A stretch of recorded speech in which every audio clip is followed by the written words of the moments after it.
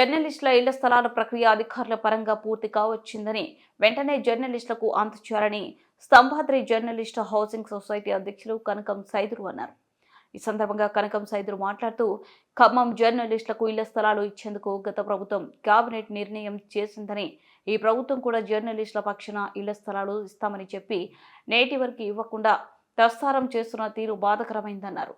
కాంగ్రెస్ ప్రభుత్వం జర్నలిస్టులకు ఇచ్చిన హామీ అమలు చేయాలని, ముగ్గురు మంత్రులు ఉన్న ఖమ్మంలో మాత్రం జర్నలిస్టులకు తీవ్ర అన్యాయం జరుగుతుందని, ఇళ్ల స్థలాలు సొసైటీకి భూమి కేటాయిస్తామని కలెక్టర్ మెమో తయారు చేసి సొసైటీకి ఇచ్చేందుకు సిద్ధంగా ఉన్న తరుణంలో అర్ధాంతరంగా ఆపివేసి రాష్ట్రాన్ని సాకుగా చూపించి ఖమ్మం జర్నలిస్టులకు నష్టం చేసేలా వ్యవహరిస్తున్నారని ఆయన అన్నారు.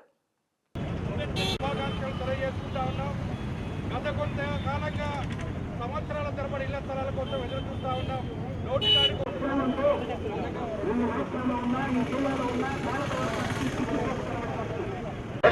జర్నలిస్ట్ ఐక్యత, జర్నలిస్ట్ ఐక్యత,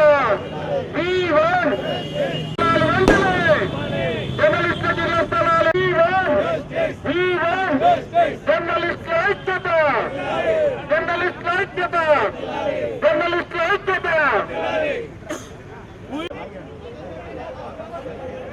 గణతంత్ర దినోత్సవం సందర్భంగా మనందరం ఈ దేశ ప్రజలు ఎట్లయితే పండగ జరుపుకుంటున్నారో అలాంటి పండగని మనం జర్నలిస్టులను జరుపుకోవాల్సినటువంటి ఈ సమయంలో ఇవాళ జర్నలిస్టులు ఇళ్ల స్థలాల కోసం ఈ రోజున రోడ్డు మీద ఎక్కామంటే ఇది రాష్ట్ర ప్రభుత్వానికి సిగ్గుచేటు.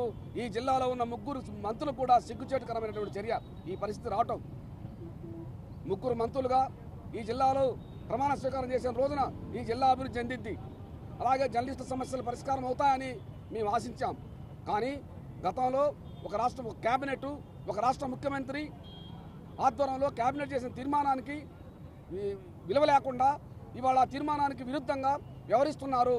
గతంలో 23 ఎకరాల 2 గుంటల భూమికి కేబినెట్ ఆమోదం చెప్పింది. ఆ భూమిని తక్షణమే జర్నలిస్టులకు ఇవ్వాలని